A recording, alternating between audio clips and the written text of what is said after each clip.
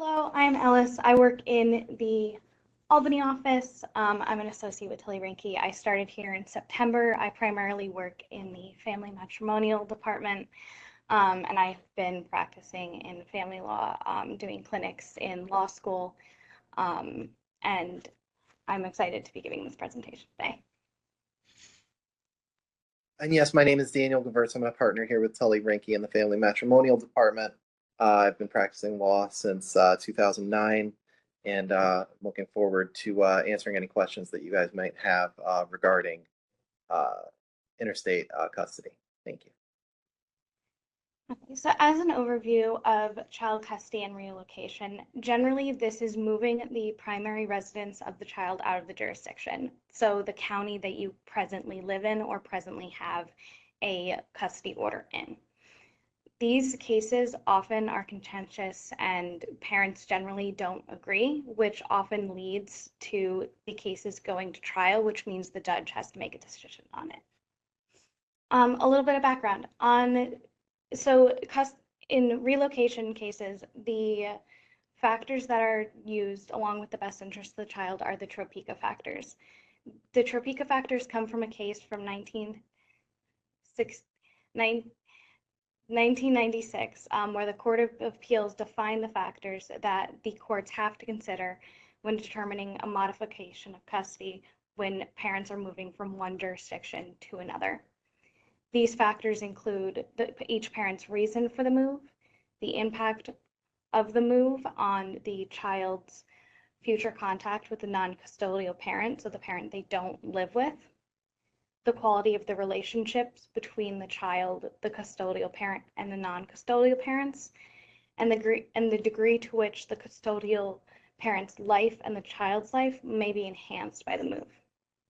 So in terms of factor one, the reasons for relocation, there can be factors that are in favor or against the relocation. So employment opportunities, such as if you found a new job that is better and can only be found in the place where you're moving, educational prospects for the child, so the child will have better educational opportunities in the new location, and family support. So if you're moving to a jurisdiction where you have extended family versus where you don't have that support where you are.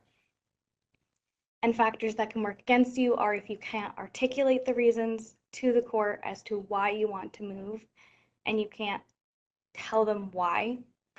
If the court believes that you're moving to avoid legal obligations such as child support or possibly criminal cases in your current jurisdiction, or if there is no legitimate benefit to you or the child and you're just moving because you want to.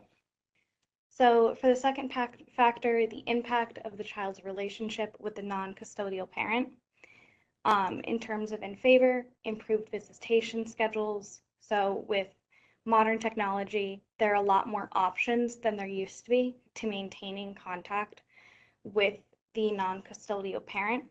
So FaceTime, Skype, texting, all those things can make creative visitation schedules that can mitigate the impact of the distance.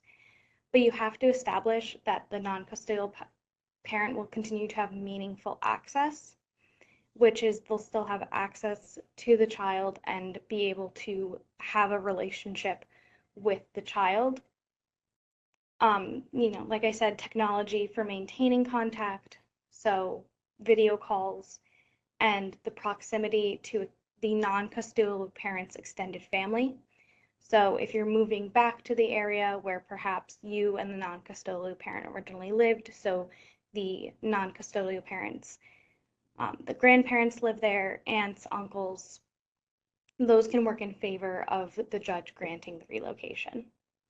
So again, so sorry, just as a practice point here, one of the things that I've noticed in arguing these kinds of cases is this is the factor that judges will focus on the most because they want to make sure that the impact on the non-custodial parent is as limited as possible.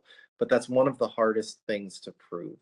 Because if you're moving somewhere outside of the jurisdiction or outside of the state or anything like that, necessarily your visitation is going to be different than what it was before. So it's important, if you're in favor of the move, it's important to try to establish these kinds of things even before the move is considered or contemplated, to work out what it might look like and see if you can establish things like connections with extended family, or consistent electronic and video calls and things like that, even before you start seriously contemplating a move, just to show that it's something that you can consistently do after the move. Sorry to interrupt. No, you're fine. Thank you, Dan. In terms of being against a significant distance reducing the visitation, so for example, if you're moving out to California, that is going to significantly, and you currently live in New York, that is going to significantly impact the non-custodial parent's visitation because of the distance. And so the court really looks at how that distance is going to impact the parent-child relationship. And then the court is going to look at what the possible impact on the child psychologically in reducing this contact would be with the non-custodial parent. Factor 3, the existing relationship between the child, the custodial parent, and the non-custodial parent. So the court, in looking at this, is going to look at the testimony and evidence regarding the existing relationship between each parent and the child prior to what the move would be. So the court is going to look at who is primarily responsible for the child, so who helps the child with their homework, who brings the child to their medical appointments, who takes care of the child on a day-to-day basis, and then which parent spends the most time with the child. Is one of the parent home more often and has taken on that role with the child? And if the primary parent has worked to make sure that the non-custodial parent is involved with the child's life to maintain that parent-child relationship. And they're also going to look at the non-custodial parent's attempts to stay in the child's life and maintain that relationship with their child. And this is similar to the best interest analysis that courts do with any custody and visitation petition, which is looking at what is in the best interests of the child, which includes, the care of the child and their mental, physical well-being. Factor 4, this is looking at the child's social and educational opportunities that may be advanced.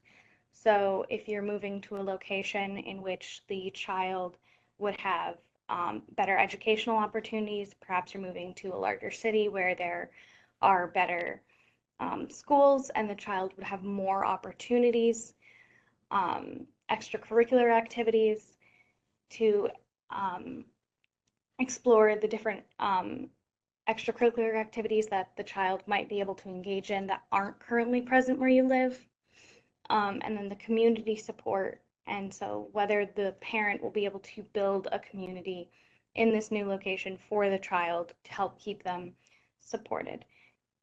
And the same token, the court is going to also look at the disruption of existing social networks for the child. So leaving behind the child's friends, mentors, and existing community ties for the child, and what the possible long-term effects on the child would be for severing these connections. And they're also going to look at the child and whether the child would face difficulties adapting to this new social environment. Every child is different. Some children do better with moves than others. And there may be, specific things to your child that would make it harder for them to move away from their current environment. And that might include things like any special needs that a child has, any special programs that they might attend, and things like that that might be either exclusive to where they are now or exclusive to where you're moving, or maybe better off where you're moving. And this is the factor that courts will consider when we're talking about those kinds of needs. And then additional factors the courts have considered are the custodial parent's ability to meet the child's needs in this location. So there could be advanced resources. So we'll discuss how the move could enable the custodial parent to better meet the child's needs, whether financially or emotionally. And this could factor into the parent moving to a new job with better pay or shorter hours, financial stability. If the parent is moving to a location where they will be more financially stable and allow them to better care for the child. And in moving, will they have a stronger support system with friends and family nearby to support them and the child? However, if you're moving to a location where it's uncertain whether there'll be a stable financial situation, you're moving away from your existing support network to a place where there is not a support network, and whether it would be difficult to access necessary services like healthcare or education in this new location could work against the court ruling in favor of the relocation. So the court will also look at the stability of the custodial parent's new environment, whether or not the parent has established a secure and stable living environment is very important. The court wants to be able to know that the child will have a place to go, that the child will be safe, that this is a stable living situation. Whether the job that the parent is moving to will have job security and is more guaranteed and will allow the parent to provide for the child, and whether moving to a new community offers long-term stability for the child. In that same token, if the working against relocation, temporary or unstable housing, the court will look at the risks of that and how likely it would be for you to obtain the long-term housing, whether or not the employment situation in the new location is unstable or uncertain, would have a negative impact on the relocation being granted. And then the court will also look at whether this relocation has been planned in advance, whether you've thought about all the different factors that we've gone into and all the different impacts that could happen on the child, or whether this relocation is something that's going to be temporary and is not very well thought out, not very well planned, and just, spur of the moment. And then for any of these cases, you're going to want to collect evidence that proves, one side or the other, depending on whether you're the parent who is in favor of relocation or is against relocation. This can include persuasive evidence, which is employment offers for job opportunities, school records for the child, psychological evaluations of either parent, expert testimonies, so like therapists or somebody who can speak to the child's well-being and how they believe the child would fare with the relocation. And then documentation regarding your plans to move, your communications with the other parent, attempting to discuss this relocation and come to a resolution, and how you're planning on getting housing and everything, and your justifications for the move. It's also important to have witnesses such as teachers and doctors and family members that can speak to the relocation either being in the best interest of the child or against the best interest of the child, depending on your position, of course. So in preparing for court with your attorney, in presenting the argument, you want to organize it in a clear, logical order, mirroring the Topeka factors that we have outlined. You're going to want to provide a clear chronological narrative that explains the history of your custody arrangement, the reason for the move, and the benefits to the child for this move. Whenever you're making these arguments, you have to frame it in the best interest of the child. It's not about what's best for you, it's about what's best for the kid and how they will be benefited by this move.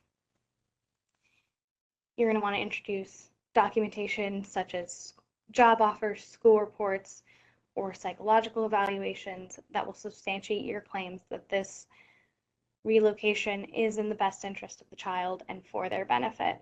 And you're going to want to look and see if there's any weaknesses in your case that we discussed that would be factors against relocation, and acknowledge them and point out why they wouldn't necessarily be a weakness. It's always important to be honest if you're speaking with your attorney about this, and let them know anything that might hurt your case. And then you're going to want to offer visitation schedules or communication methods that will mitigate the non-custodial parent's concerns regarding reduced contact. And you're going to want to make sure you're attempting to come to a resolution about this, and not just, oh, I'm moving the kid away from the parent and the court is just going to decide how they're contacted. And then just in terms of concerns, discussing strategies for anticipating and countering the opposing parties' arguments. You're going to want to think about what it would be like to be the non-custodial parent in this situation and anticipate the arguments that they might present against relocation. So maybe you have extended family here and you're moving to a place where there's no extended family. So you're going to want to think about that and what you could possibly do to argue why that wouldn't be as big of an impact on the child. And you're going to want to emphasize how the relocation will either maintain or enhance the child's stability, focusing on aspects like education, medical treatment, social environment, and emotional support, keeping the child centered and keeping their best interest in mind. And proposing creative, flexible visitation schedules that will accommodate the non-custodial parent's needs, such as extended holiday visits or shorter but more frequent visitation, depending on where you're relocating to and how far the distance is, and what would be the best way to make sure that the child is still able to have a parent-child relationship with the non-custodial parent. And it's important to talk about the benefits of technology nowadays in maintaining that bond and facilitating regular communication, because that has become such an important part of our lives nowadays, and it is really beneficial for making sure that you can remain in contact with people that are further away. And addressing any financial concerns by suggesting ways to share or offset the cost of travel for visitation if the distance is longer and you have to drive a significant distance or even fly, to make sure that you're able to, the child is able to still see the non-custodial parent. Courtroom etiquette. This part is really important. You want to look presentable and calm when appearing in court. Court can be really stressful, really anxiety-inducing, and produce a lot of emotions, but it's really important that even when you don't think the judge is looking at you or you don't think anyone is paying attention, that you remain calm. There are lots of other people in the courtroom, and they are looking at you and will tell the judge. This is true regardless of whether you're in person or virtual. It's important to remain respectful towards the court, avoiding emotional outbursts or confrontational language, whether you're speaking or it's body language. And the judge is going to be looking at you throughout the entire trial, throughout the entire court process, to analyze your behavior as a parent and your ability to care for the child. Even when the judge, you don't think they're looking at you, they're looking at their computer, at the witness, the judge is paying attention to everything that is happening and is allowed to use the way you act in the courtroom in determining custody. You're going to want to make sure you speak clearly, concisely, and make sure that your statements are easy to understand and that you're answering the questions that are asked of you. Some of the common questions that we get oftentimes with regard to these and really all of our cases, the first one I hear a lot is what if the parties agree to one parent moving, but then, they change their mind? And what I tell people is until it's in writing on a stipulation signed by everybody, it's not binding. Now, if you have, most of us have our conversations, our long running conversations via text message these days, or email if you're a bit older. And if we have something in writing where someone says that they'll agree to moving, the it's not a smoking gun. It's not going to guarantee that you win, but it is something that is useful, and we can use it in the event of a trial or in court appearances to be able to say, this parent has agreed to move and they changed their mind for no good reason. It's something that we can use. It may not be, the determinative factor. Another one we hear a lot is what if one parent moves without permission of the other? And this is one of the bigger and scarier things that can happen. Uh, we would immediately have to file a motion with the court showing that the order of custody and visitation has been violated, and we would have to get the child. We have to get an order directing the child is returned. There is case law that says that if something like this happens, the parent that does the moving is per se, not eligible for joint custody anymore. It's a very serious thing. It's a hard thing to go through, and it's not as easy as you might think it is to prove, but it is something that we would have to act upon immediately. On the sort of flip side of that, what if one parent moves but doesn't take the child or children with them and would like to come and get them now? It's evidence that they don't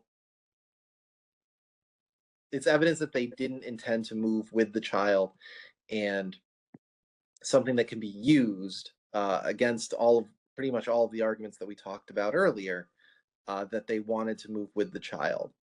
Uh, and then, how long will all of this take? What will all of this cost? Those are questions that no attorney can really answer. There's no way to know beforehand how long a procedure like this is going to take, and there's no way to know beforehand how much work is going to need to be done in order to get the result that you're looking for. Uh, be sure to be in constant contact with your attorney so that you have a good understanding of what it is that we're doing on your behalf and what more needs to be done. And then where can we go to get more of our questions answered? You're at the right place right now. Contact your attorneys, contact our office, and we'll be sure to answer any questions that you might have. So right now I don't have any pre-submitted questions in the chat box. If anybody has any questions, please feel free to leave them in the chat box. We'll have it open for the next few minutes. In the meantime, I did have some pre-submitted questions. At what age do courts really take into account the interests and feelings of a child? So there's no specific age. I mean, obviously, when we're talking about children that can't speak for themselves, that are too young to speak for themselves, we can't really take their opinions into consideration. But as soon as children are able to give, I call it a cognizable opinion, right? An opinion for which they have a reason, courts will take that into consideration. Obviously, the older they get, the more weight goes behind that, but there's no specific age. What I have heard a lot of in terms of just regular custody cases, not necessarily relocation cases, are when children are old enough to drive, when they turn 16, a judge is going to say, well, we're not going to, grab this kid by the ear and drag him to mom or dad's house if he really doesn't want to go. But there isn't any one specific age. As long as the child is able to give a reason for why it is they have the opinion they have, a court will listen. Do you have to notify the other parent of your desire to relocate, or does the court also have to have the wishes of the children when making these decisions? Does it matter if one parent currently has the school rights or the other one has the medical rights? So before anyone relocates with a child, you should absolutely have that discussion with the other parent. the last thing, sort of, we talked about a bit earlier, the last thing you want is to have one parent moving, against the wishes and in violation of the order. With regard to the wishes of the children, it sort of, falls under what I was saying before. As long as the child is able to give a reason why they have the opinion that they have, a court will listen to it. Now, that doesn't mean that we let children dictate where it is they're going to live. We don't. We're the adults. Ultimately, we make the decisions, but a court will take into account, the wishes of the child. And when we talk about parents having certain rights and decision making, that is important, but it's important because of the reason why that occurred, right? If your original underlying custody order is one where it's directed that one parent has the ability to make all of the decisions, there is a reason why that occurred. And those factors are the factors that a court will take into account, not just the fact that you are the one making the medical decisions or the legal and educational decision making on behalf of the child. It's the reason why you were given that. And those will be the factors that a court will consider. So if the original court status is been in one jurisdiction and then the move happens and there is now a new court, how would they proceed in that sense? So there's a very specific process that is followed, and it's called the UCCJEA, the Unified Civil Court Child Custody Justice Enforcement Act. And the basic answer, the quick answer is jurisdiction follows where the child lives. And if the child has lived somewhere for 6 months, that location will have jurisdiction. If there is a challenge to the jurisdiction of the court, and I've actually gotten to be a part of this a couple of times, it's a really interesting procedure. The two courts that are, both are alleged to have jurisdiction in that case will actually contact each other and set up a mutual court date between the two different, jurisdictions. And there will be a conversation between the judges, as well as obviously argument from all of the attorneys as to which court should have jurisdiction. And that decision is made based on where the child is, what sort of educational or medical benefits are where they're located. So, and what I mean when I say that is where is the evidence located, right? If a child has, a doctor and a specialist and a therapist all located in one jurisdiction, then it's more likely that that court will have jurisdiction over the case. If they're in school and they have, and all of the witnesses are located in one place, that is the location where the jurisdiction will lie, even if the child is in the other jurisdiction for more than 6 months. That is all the questions that I have right now. Oh wait, we just had one more just pop in. What happens if the court that the children reside in determines that they don't want it, but the court that the children most recently resided prior to, the moved doesn't want occurs in that jurisdiction? I'm not terribly sure I understand the question, but a court can determine whether or not it should or should not have jurisdiction based on the various arguments that are made. But one court must, if there's a challenge between two courts having jurisdiction, one court must wind up with jurisdiction. And most of the time, if it's going to be close, if there's a lot of arguments on either side, most of the time it's the court with jurisdiction is going to be where the child has resided for the last 6 months. That's generally the answer that we come to. If there are questions about the location of the evidence and the ease of access to courts, these are the arguments that must be made, and these are very complex arguments that can be made sometimes. I hope that answers the question. I don't see anything else coming up. So I want to thank everyone for joining today's webinar, and thank you again, Daniel and Ellis, for presenting. Today's presentation was recorded, and a copy will be sent to all attendees later next week. Thank you, and have a great rest of your day.